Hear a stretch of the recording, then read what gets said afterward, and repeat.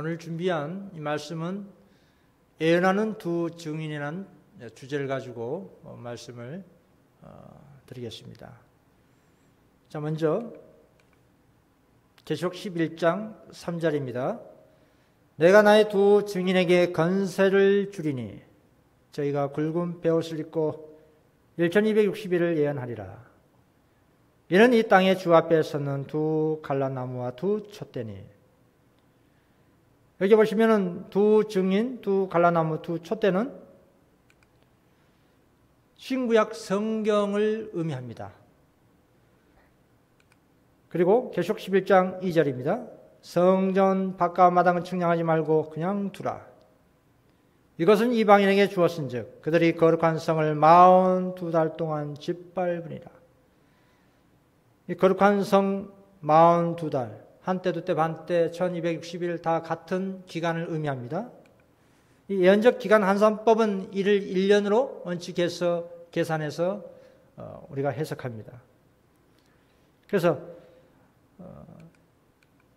이 말씀은 로마 교황권이 1260년 하나님 백성을 1260년 기간 동안 하나님 백성을 핍박하고 그 과정에서 하나님의 말씀을 애곡, 곡해, 그릇되게 가르치고 또 폐지하는 그 가운데 두 증인 신구약 성경 베옷을 입고 충성스럽게 예언하였다는 그 말씀입니다. 이 하나님 나라를 방해하는 사단은 어떻게 방해할까요? 우리 마음에 임하는 은혜인 하나님의 나라, 또 예수님의 재림하신 그 영광의 나라를 방해를 합니다. 우리는 지금 영원한 세계의 바로 경계 위에 와 있다. 그러나 우리로 하여금 시대의 종말을 지연시키도록 하는 것이 영혼의 은수의 목적이다 합니다. 특별히 사단은 고안할 수 있는 모든 방법으로 여자의 남은 자손, 하나님 계명을 지키며 예수의 증거를 간자라도 싸우려고 바다 모래에 섰더라 한 그 예언한 바와 같이 방해하고 있습니다. 예수님의 재림을 간절히 사모하는 또 촉진시키는 하나님 남은 백성을 공격하기 위해서 방해합니다. 어떻게 공격하는지. 사단은 되도록이면 많은 사람들을 인도하여 악한 날을 연장시키게 하고 그리고 세상 같은 정신이 되게 하고 그 습관을 모방하도록 한다는 얘기예요. 특히 거짓 교리와 유전을 통해서 사단은 마음을 지배한 세력을 얻습니다. 그는 사람들을 거짓 표준으로 인도함으로 품성을 일그러지게 하고요. 그러나 반대로 하나님의 성령께서는 성경 말씀을 통해 마음에 말씀하시며 진리를 우리 마음에 깊이 새기는 일을 하십니다. 이 사단의 매개를 보십시오. 과거 유대교회와 이교 로마를 연합시켜서 예수 그리스도를 거절토록 사단은 방해했습니다. 또 오늘 말씀드릴 이 교황권과 이교 프랑스, 그리고 앞으로 있을 교황권과 개신교 이교 미국, 계시록 16장 13절에 또 내가 보매 개구리 같은 새 더러운 영이 용의 입과 짐승의 입과 거짓 선지자의 입에서 나오니 이 삼중연합 세력을 통해서 하나님 나라를 방해합니다. 이 개신교들은 솔선하여 강신술과 손을 잡기 위하여 시면을 넘어 그들의 손을 내밀고 또 그들은 큰 구렁텅이를 넘어서 로마 교회의 세력과 악수하게 하여 손을 뻗칠 것이다. 그와 같은 삼중연합의 세력 아래 이 나라는 양심의 권리를 유린하는 일에 로마의 발자취를 따르게 될 것이다 라고 예언합니다. 항상 시대마다 사단은 종교 세력과 이교 불신 세력을 이런 식으로 연합시켜서 하나님 나라를 방해왔습니다. 계시록 11장 7절입니다. 저희가 그 증거를 마칠 때에 1260년 이 핍박의 기간, 중세 암흑 시간이 전 끝나갈 무렵에 또 다른 짐승이 땅에서 올라옵니다. 사단의 세력이 올라와요. 무적행으로부터 올라오는 짐승이 저희로 더불어 전쟁을 일으켜, 즉 하나님 말씀을 대적한다 이 말입니다. 저희를 이기고 저희를 죽이를 터인즉 이 18세기 쇠락하는 프랑스 교황권과 프랑스 이정자의 폭정에 반발해서 일어난 시민혁명을 지금 말하고 있는 겁니다. 계시록 11장은. 이 표현상 좋은 편이죠. 이 시민혁명이라는 게. 프랑스 혁명이라고 표현하는데 사실 이 사단은 이 프랑스 혁명을 통해서 엄청난 괴물을 탄생시켰어요. 그게 바로 무신론입니다. 무신론. 향후 1월 강제 법령 때에 하나님의 십계명 율법이 인간의 법령으로 제거될 때 성령이 떠나고 인간이 얼마나 무자비한 상태로 타락할 것인지를 보여주는 장면이 바로 계시록 11장 프랑스 혁명작입니다. 그래서 오늘 이 시간은 1월형 법령 때의 시대적 형편, 7재앙 때의 세상의 형편을 말씀을 통해 과거, 역사적으로 어떻게 비슷한 상황이 있었는지를 볼 수 있는 장면이 바로 프랑스 혁명 때의 장면을 보시면 알 수가 있습니다. 그래서 그 부분만 말씀을 드리고자 합니다. 그 두 중인의 사업을 마쳐갈 때에 여기에서 사단의 세력이 새로 나타나는 것을 보게 된다. 이제 또 하나의 다른 세력, 곧 무저갱에서 올라온 짐승이 하나님의 말씀을 대항하여 공공연하게 싸우고자 일어났다 합니다. 1260년 예언의 그 시간이 끝날 무렵에 새로운 사단의 대리자가 올라옵니다. 하나님 말씀을 대항하고자 일어나고자 한 거예요. 자, 이 계시록 11장 8절 보시면 저희 시체가 큰 성 길에 있으리니 그 성은 영적으로 하면 소돔이라고 하고 애굽이라고도 하니 고 저희 주께서 십자가에 못 박히신 곳이라. 특징이 있죠. 영적으로 하면 소돔 그리고 또 애굽이라고 합니다. 이 두 가지 특징을 가지고 있는 유일무이한 국가가 바로 프랑스입니다. 자, 말씀을 통해서 한번 보겠습니다. 1793년 프랑스 혁명 당시에 문명국에서 출생하여 교육을 받고 유럽의 나라들 가운데 가장 우수한 나라를 통치하는 권리를 가진 의원들로 구성된 의회에서, 국회에서 사람의 마음에 받아들인 가장 엄숙한 진리를 이구동성으로 부인하고 만장일치로 하나님께 대한 신앙과 예배를 부인하는 음성을 세계는 처음으로 듣게 되었습니다.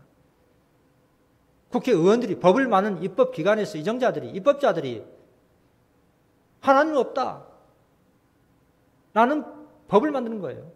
성경 그리고 종교 아예 폐지시켜버렸습니다. 수익 5장 2절 여호와가 누구간데 내가 그 말을 듣고 이스라엘을 보내겠느냐. 나는 여호와를 알지 못하니 이스라엘도 보내지 아니하리라. 애굽의 바로의 정신을 그대로 전승받은 세력이 바로 무정에서 올라온 이 프랑스의 혁명이었습니다. 우주의 창조주에 대해서 공공연하게 반역의 손을 든 국가로서 믿을 만한 기록을 남긴 나라는 세계에서 오직 프랑스뿐이다. 프랑스는 의회의 결의로서 무신을 선언했고 유일의 국가로서 세계 역사는 그 유래를 찾아볼 수 없다라고 합니다. 참 놀라운 일입니다. 또 보십시오. 이 소돔과 같은 그 음란이 이 프랑스에서 나타났습니다. 종교에 영향을 끼친 법률과 밀접한 관계를 가진 것은 결혼의 경시였다. 사람이 맺을 수 있는 가장 신성한 계약이고 사회의 견고한 기초에 가장 강력한 역할을 하는 결혼제도가 당사자 두 사람이 마음대로 결합했다가 다시 헤어질 수 있는 일시적인 성격을 가진 단순한 민간계약으로 전락되고 말았습니다. 하나님께서 창조 때의 안식일 제도와 함께 거룩한 제도가 바로 이 결혼제도였습니다. 쌍둥이 자매를 할 정도로. 그런데 악마들이 인류의 가정생활에 있어서 가장 고귀하고 아름답고 영구적인 것을 가장 효과적으로 파괴해버리고 그들이 목적한 해독을 대대로 영속시키고 성취하는 방법을 발견하려고 한다면 결혼 제도를 무너뜨리는 것보다 더욱 효과적인 방법이 없을 것이다. 그렇습니다. 영속시키고 해독을 대대로 영속시키고 성취하는 그 방법이 그 가정을 파괴시키면 됩니다. 가정이 무너지면 교회가 힘들어지고 교회가 힘들어지면은 여러분 사회가 혼란스럽습니다. 국가가 패망합니다. 사단은 이렇게 가장 작은 사회 구성 기본 단체인 가정을 집중 공격해서 무너뜨리면 도미노처럼 교회, 사회, 국가가 무너진다는 것을 잘 알고 있습니다. 그래서 사단은 우리의 시조 아담 가정을 그렇게 무너뜨린 겁니다. 그럼 자연스럽게 무너진다는 사실을 알고 있기에 그 방법이 지금까지 통용되고 있습니다. 그래서 사회는 가정들로 구성되고 그 가정들의 행위에 따라 좌우된다. 생명의 근원은 심장이며 지역사회와 교회와 국가의 심장은 가정이다. 사회의 안녕과 교회의 성공과 국가의 번영은 가정의 가만에 달려있답니다. 그런데 사단은 이 가정을 아주 흉악스럽게 아주 나쁜 방식으로 무너뜨려서 세상을 혼란스럽게 하고 있습니다.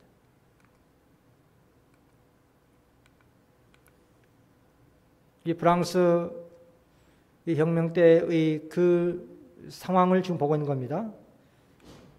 이 프랑스는 지존무상하여 영원히 거하며 살아계신 하나님을 경배하는 일을 거절한 지 오래지 아니하여 소위 이성의 여신이라는 열등한 우상 숭배로 전락했는데 방탕한 한 여자가 그 여신이 되었다.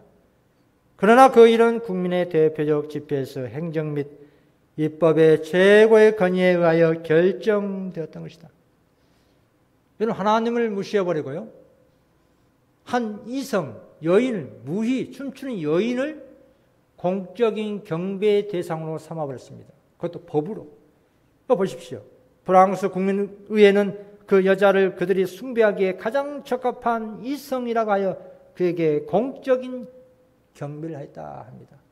상상이 갑니까? 고대 사회에서는 이를 성신을 우상 숭배하고 전형기를 숭배하고 금은 동석, 목석으로 만든 생기 없는 그런 것에 우상 숭배했는데 시대가 변천함에 따라서 살아있는 사람을 신이다라고 해 우상 숭배한 장면입니다. 여러분, 옛날에 지금이나 개인이 이런 우상 숭배도 많이 있어요. 그러나 프랑스 국회의원들이 최고 입법 기관에서 법으로서 살아있는 어떤 특정한 여인을 갖다가 하나님처럼 섬기라고 공적인 경배를 하라고 법으로 만들었다는 말이에요. 이게 얼마나 충격적인 일입니까? 이 프랑스 혁명 지체 사회의 분위기를 한번 보십시오. 프랑스의 성직자들, 왕, 입법자들의 수완으로도 어쩔 수 없게 되어 마침내 온 나라가 무정부상투와 파멸로 들어가게 만든 그런 상황이 되고 말았습니다.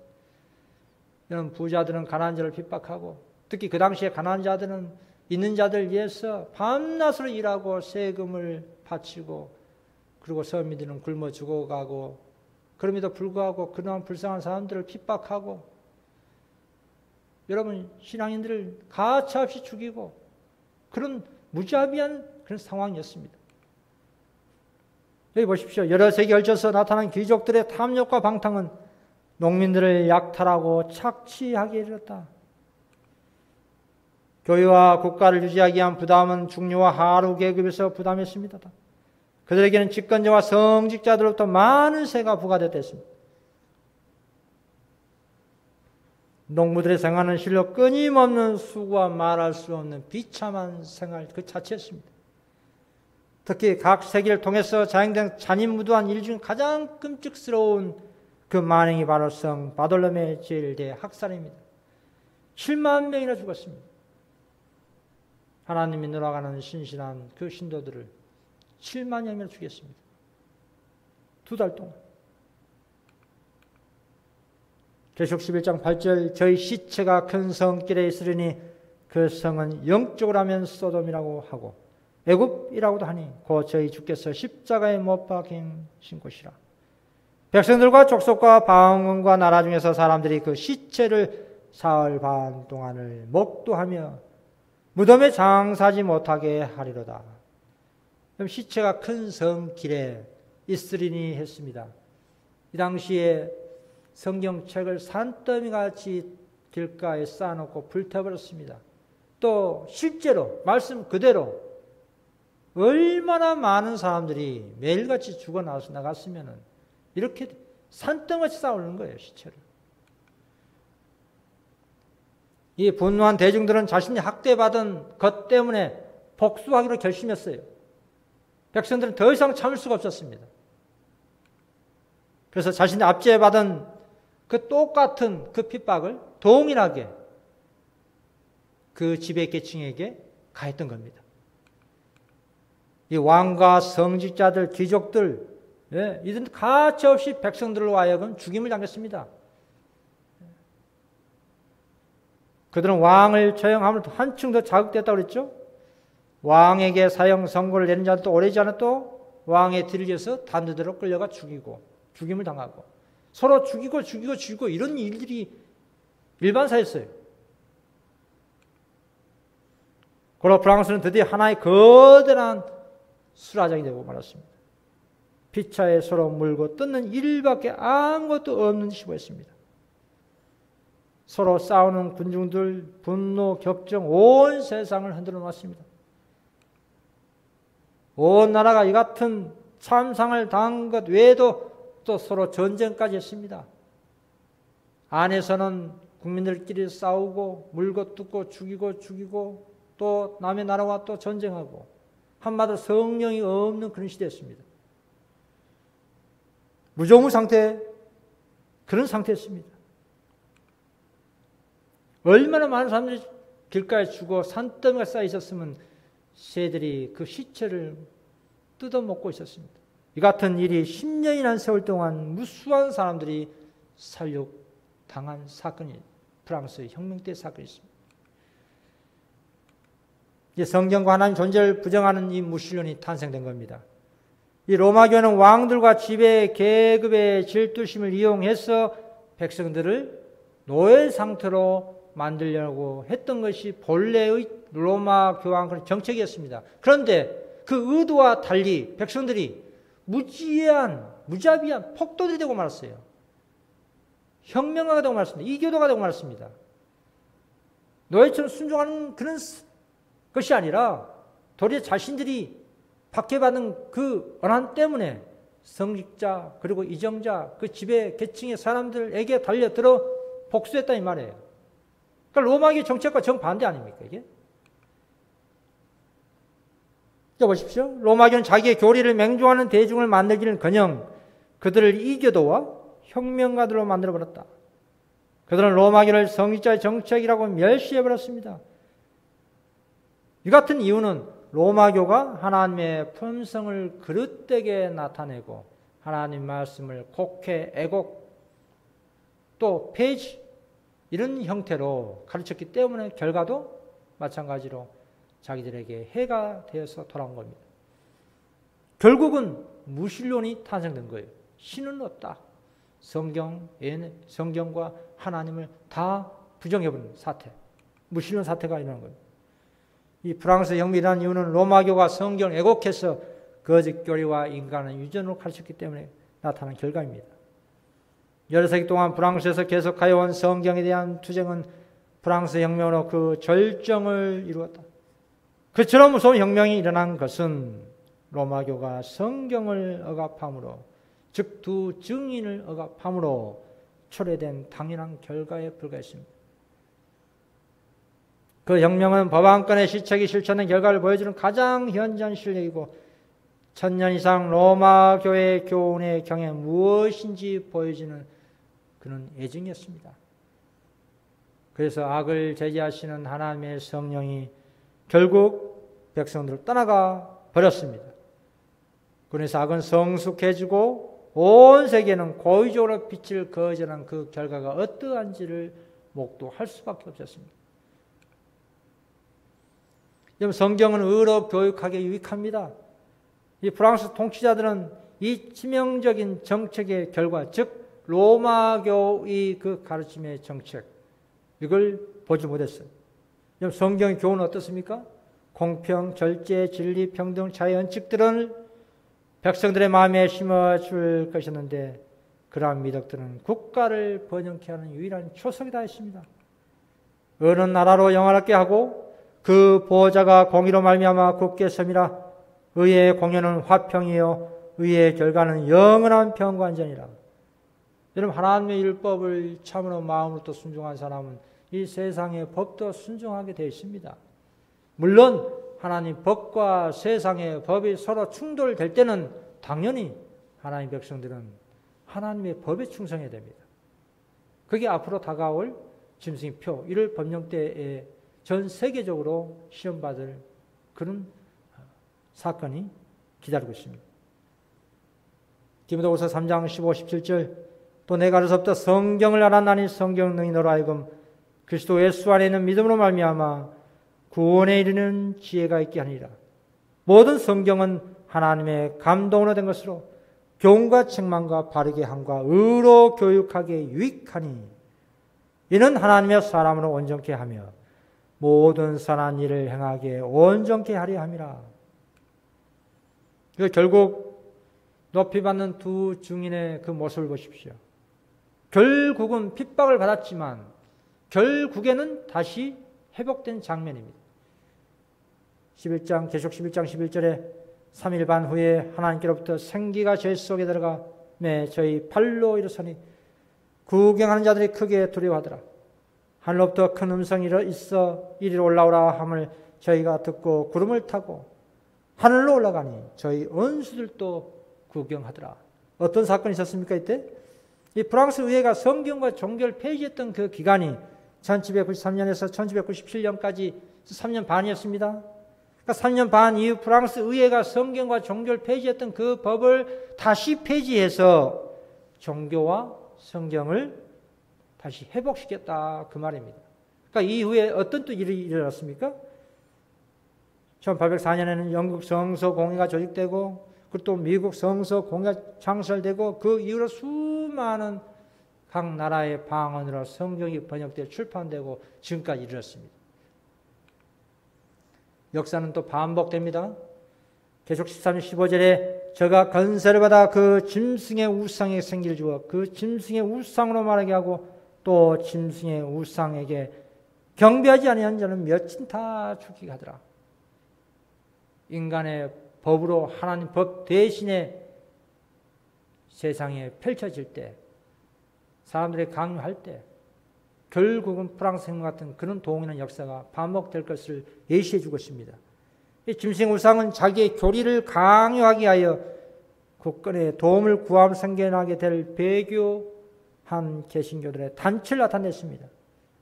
이 첫째 짐승 교황과 같은 원칙으로 활동하는 미 개신교 조직입니다. 전 세계적으로 확정될 겁니다. 그래서 계속 13장 16절에 저가 모든 자 곧 작은 자나 큰 자나 부자나 빈곤한 자나 자유한 자나 종들로 그 오른손에나 이마에 표를 받게 하고 우리의 정신과 행동으로 짐승의 표를 받게 한다 이 말이죠. 그러니까 이것은 자연스럽게 받게 돼 있어요. 강제로 받게 하는 것이 아니라 사람들이 대다수가 받게 돼 있습니다. 본인들이 스스로 자원해서 받습니다. 그래서 짐승의 표가 되는 거예요. 짐승의 표를 받는다 이 말입니다. 그러니까 강제로 받게 하는 그 무리는 바로 여자의 남은 자손입니다. 그러나 여자 남은 자손은 이 강제 법령에 동의하지 않습니다. 끝까지 거절하고 하나님의 법 제7일에 거기에 충성하지 제1일 일요일에 충성하지 않습니다. 설마 경제적으로 핍박을 받고 제재를 가하고 받는다 할지라도 끝까지 하나님 편에 서서 말씀에 충성하는 그 무리가 바로 여자의 남은 자손입니다. 이 계속 13장의 사단의 건세 이양 순서를 보십시오. 용 이교 로마가 그 건세를 교황권에 주고 교황권은 또 미국으로 이전되고요. 또 그 건세가 어디로요? 미 개신교 세력으로 이양되는 이 순서입니다. 이게 계속 13장만 놓고 보면 이 건세 이양 장면 순서로 나야 될 있어요. 그로 인해서 이제 짐승표 1월 법령이라는 법이 제정되는 겁니다. 고로 이 순서 없이 미 개신교 세력이 전면에 등장하지 않았는데 벌써 1월 법령 운운하는 것은 말이 안 맞다 이 말이죠. 짐승 우상이 먼저 등장해야 됩니다. 전면에 나타나서 1월 법령의 합법적인 그 논리가 그런 여론이 형성될 수 있도록 전면에 나설 때가 분명히 옵니다. 이 짐승의 사건과 7장 때의 시대적 상황입니다. 사람들은 그들이 지금껏 속아온 걸 깨닫는다. 그들은 비차간에 그들을 멸망으로 인도했다고 비난한다. 그러나 모든 사람은 연합하여 목사들에게 가장 혹독한 비난을 한다. 불중한 목사들은 순탄한 일들만 예언해왔다. 그들은 청중들에게 하나님의 율법을 버리게 하고 율법을 거룩히 지킨 자들을 핍박하도록 지도했다. 이제 그 목사들은 실망한 나머지 세상 사람들 앞에서 그들의 기만적 활동을 고백한다. 그때 무리들은 분노에 사로잡힌다. 그들은 우리는 잊어버림바 되었다. 너희들 때문에 우리는 멸망을 받게 됐다. 부르짖는다. 그리하여 거짓 목자들에게 달려든다. 한때 그들을 가장 존경하던 바로 그 사람들이 가장 무서운 저주를 그들에게 퍼붓는다. 한때 그들에게 얼기간 씌웠던 손이 그들을 죽이기 위하여 들려줄 것이다. 하나님의 백성을 죽이기 위하여 사용되던 칼이 이제는 그들의 언수를 면하는 데 사용된다. 도체의 투쟁과 유혈의 창극이 벌인다. 앞에서 말씀드렸던 프랑스 혁명 때 그 장면입니다. 로마교가 하나님 말씀을 애곡해서 그릇되게 거짓 교리로 가르친 그 결과가 유혈과 창극이 온 나라에 프랑스 안에서 일어난 것처럼 향후 전 세계적으로 하나님의 율법을 폐지하고 인간의 계명으로 교훈을 삼아 헛되이 경배하게 되면 이 같은 사태가 일어날 것이라는 것을 분명히 영감에 그래서 예언하고 있습니다. 삼중연합 세력 분열과 만국의 성이 무너진다고 예언하고 있습니다. 큰 성이 세 갈래로 갈라지고 만국의 성도 무너지고 큰 성 바벨론이 하나님 앞에 기억하신 바 되어 그의 맹렬한 진노의 잔을 받으며 내가 본 바 이 열불과 짐승이 음녀를 미워하여 망하게 하고 벌거벗게 하고 그 살을 먹고 불로 아주 살이라. 결국에 가서는 이 삼중연합 세력들 계속 17절 붉은 및 짐승 종교세력, 정치세력, 경제세력이 서로 다 4분 5열 돼서 그 큰 음녀 교황권에게 달려들어 서로 죽이고 죽이는 그는 아수라장, 무정부 상태 된다는 그런 예언입니다. 다니엘 2장 43절 말씀처럼 삼중연합 세력들이, 종교 세력들이 서로 연합되는 것처럼 보일지라도 철과 진흙이 합하지 않은 한같이 결국은 흩어지게 됐습니다. 왜냐? 진리로 연합된 것이 아니라 오류로 연합된 무리들이기 때문에 그렇습니다. 이 하나님의 율법을 사람들 하여금 변개하지 못하도록 하신 강력한 경고가 있습니다. 요한복음 10장 35절 성경은 폐하지 못하나니 하나님의 말씀을 받은 사람들을 신이 하셨거늘 마태복음 5장 17절 내가 율법이나 선지자라 폐하러 온 줄로 생각지 말라고 예수님께서 말씀하셨습니다. 생각지도 말아야 합니다. 오늘날 수많은 사람들이 기독교 단체에서 하나님 율법 폐지, 변개 운운합니다. 이거 무서운 말을 하는 거예요. 마태복음 5장 18절 진실로 내게 이르노니 천지가 없어지기 전에는 율법의 1.1행이라도 반드시 없어지지 아니하고 다 이르라고 했는데 어떻게 율법이 폐지되고 변개될 수 있겠습니까? 마태복음 5장 19절 그러면 누구든지 이 계명 중에 지극히 작은 것 하나라도 버리고 또 그같이 사람을 가르친 자는 천국에서 지극히 작다 일컬음을 받을 것이요 누구든지 이를 행하며 가르친 자는 천국에서 크다 일컬음을 받을 것이라. 계시록 22장 18절 내가 이 책에 예언의 말씀을 듣는 각인에게 증가하노니 만일 누구든지 이것들 외에 더하면 하나님이 책에 기록된 재앙들을 그에게 더하실 터이요 만일 누구든지 이 책에 예언의 말씀에서 제하여 버리면 하나님이 책에 기록된 생명나무와 및 거룩한 성에 참여함을 제하여 버리시라 라고 강력하게 경고하셨습니다. 그럼에도 불구하고 하나님의 율법을 폐지하고 인간의 계명으로 교훈을 삼아 가르치려 한다고 하면 그 사람과 그 단체와 그 나라는 어떻게 되겠습니까? 프랑스 혁명 때와 같은 그런 서로 물고 뜯고 죽이고 죽이는 무정부 상태. 그게 짐승의 표 때의 또 7장 때의 세상의 형편입니다. 여러분 지금 생각해보면 얼마나 무서운 일입니까? 그런데 그 같은 역사가 과거에 있었고 또 과거에 있던 역사가 앞으로도 반복될 것을 성경은 이렇게 예언하고 있습니다. 두 증인은 이렇게 예언하고 있다 이 말이에요. 좀 세상 없어져도 천지는 사라져도 하나님의 말씀은 영원토록 사라지지 않고 영원토록 유지되고 영원토록 기억될 것입니다. 말씀 마치도록 하겠습니다. 감사합니다.